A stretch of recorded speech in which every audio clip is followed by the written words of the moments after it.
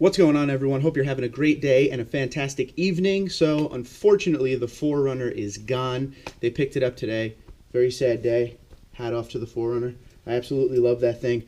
But don't worry, guys. I made quite a few notes along the way in this last week with the 4Runner. So I want to go over some of my pros, my cons, the good, the bad, the ugly, pretty much everything about the 4Runner. Do I love it? Would I buy it? All that stuff. Stay tuned.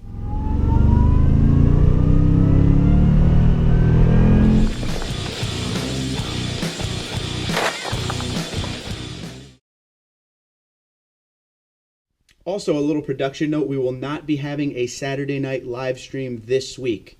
So in 2 days, we will not be having a live stream. Instead, this week, we will be doing it on Sunday night at 7 p.m. Eastern. So adjust, do everything you got to do. Tell your wives you can't do anything Sunday night. Live stream 7 p.m. on the channel.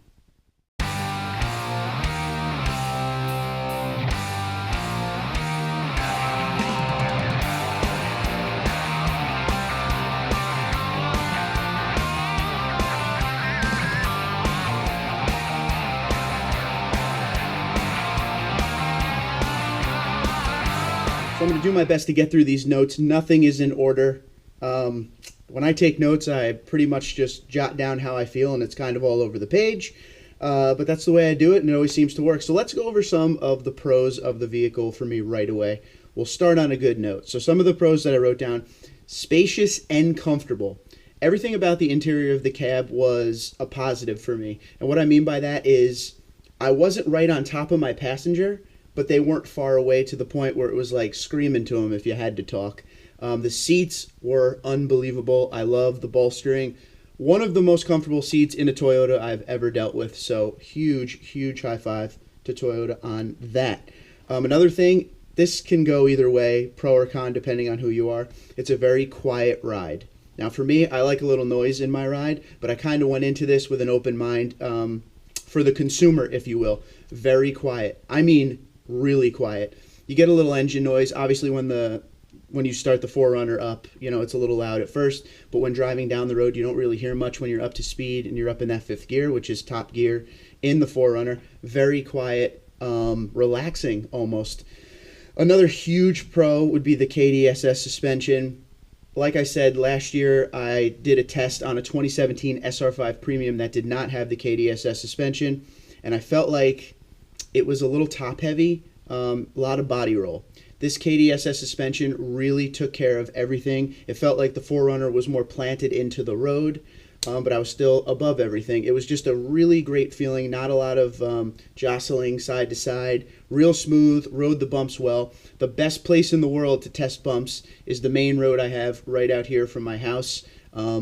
They haven't paved it in a long time, and the snow rips it up every year. So there are just parts of it you could take any vehicle right over because it's all broken up all over the place. I mean, blows tires out on cars. That's how bad it is. Anyone from the Toms River area knows what I'm talking about. Route 37.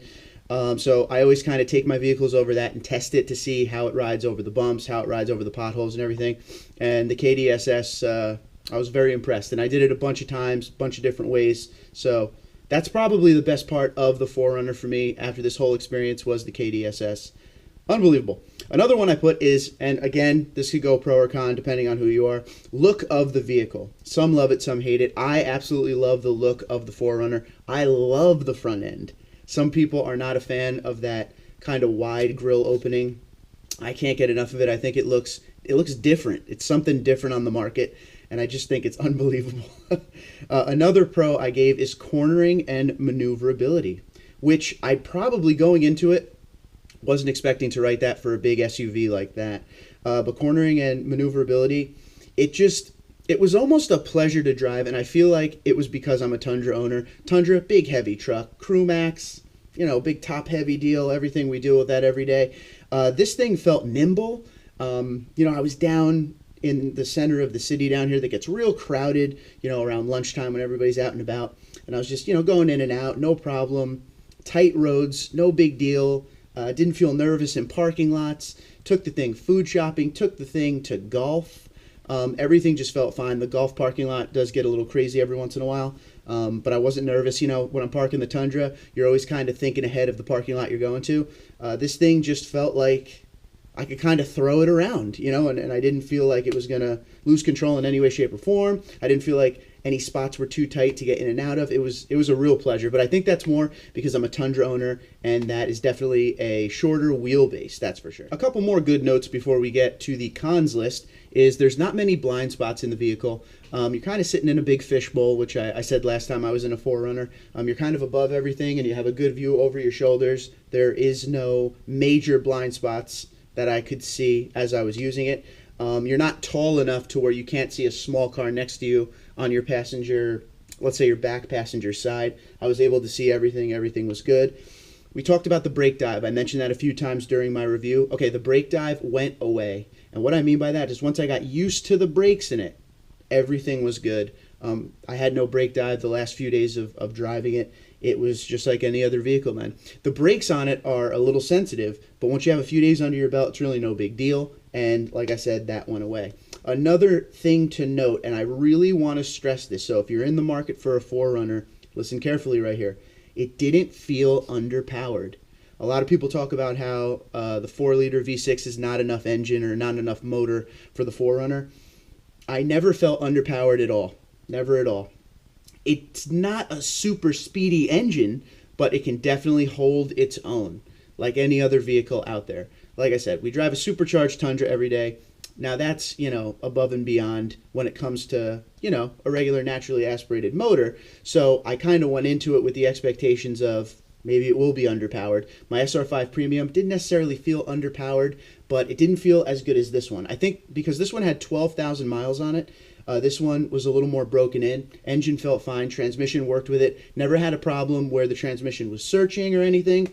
Overall, a good amount of power for the motor, and that was a big surprise that I came out of this with.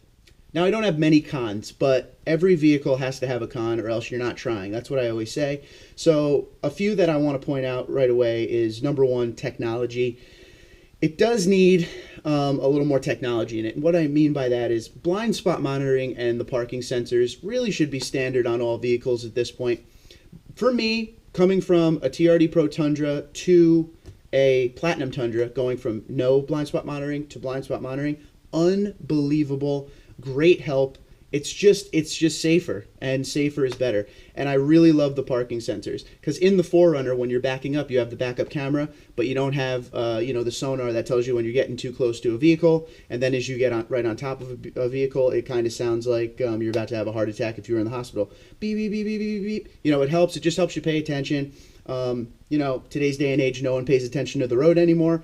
Blind spot monitoring and parking sensors definitely help. So I would like to see that on the 4Runner going forward. It can't be too much to add. And like I said, the safer the better. Another thing is LED lighting. The headlights weren't bad, but going from halogen to LED on the Tundra, it's night and day. And I think it should be definitely on the 4Runner that has the LED taillights. So why not the LED headlights? That would be a huge win right there. Another thing, and we mentioned this during the review, is a larger infotainment screen. It's not bad. It doesn't look out of place. It's a little small, but easy to get around. It's not that big of a deal. But personally, a little bit bigger of a navigation screen, maybe the same size that's in the Tundra would be good. Maybe an update to look a little bit more like the Tacoma, which is a more modern look for sure. But yeah, that is definitely one thing I could call out because when I had the navigation on, screen's kind of small if you're trying to look at the navigation screen as you're going, but you should be looking at the road anyway, right? All right, next thing is the TRD off-road package. And what I wrote after that is star, needs better tires, and I would like to see more with the TRD off-road package. The tires on it were very roadworthy, which, like I said, it was a nice, comfortable ride. But being it's a TRD off-road, I would like to see a little bit more of an all-terrain tire than such a roadworthy tire. Like I said, it's not bad for on-road travel, but if I'm buying a TRD off-road, there's a good chance I want to take it maybe in the woods, on the beach to fish, something like that. It is an adventure vehicle, in my opinion. Someone's going to buy this, and they're going to take it to do, like I said, off-roading, fishing, beach, that kind of stuff. But yeah, so maybe a little bit more of an aggressive tire right out of the factory, just to save the consumer a little bit of money. And I'm not asking for any mud tire, I'm not asking for anything crazy, just something with a little more tread on it. Another thing is I would like to see the TRD off-road package offer maybe like a TRD single outlet exhaust, extra skid plates. just a little bit more, kind of like the TRD off-road package in the Tundra. When you upgrade to that, you get the different Bilstein shocks, you get the all-terrain tires, the TRD off-road wheels, which the TRD off-road wheels on the 4Runner, bueno, 100%. So just a little bit more with the TRD off-road package, but especially the tires. And last but not least in my cons is overall the vehicle definitely needs an update. There's nothing wrong with it. Definitely a great vehicle to get from point A to point B, but it's to the point where it's going to need an update sooner than later. There's not much you need to do. I don't think they should overhaul the whole vehicle and change it to something that's not of the 4Runner. It kind of speaks for itself. It has a long history. It is an off-road beast. They could just do a couple things, kind of like with the technology, getting some better headlights on there, maybe some new body lines. A lot of you would like a new front end. I'm cool either way. But that's really my list of cons. Now, I do have one more thing to talk about. What I took out of this whole thing is I would love it, Toyota, if there was an option that the 4Runner could get a manual transmission. Because I'm telling you, when driving this thing, all I wanted to do was shift.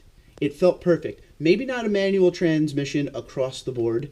Maybe the manual transmission is only on the TRD Off-Road and the TRD Pro, or the TRD Off-Road. I'm not even asking too much, but I feel like a 6-speed in that would be amazing. It feels like it wants a manual transmission in it. So that is the one thing, as I was driving it, I kept saying to myself, a manual transmission in it would just make it so much fun. It was already a great time and so much fun, but that would put it over the top.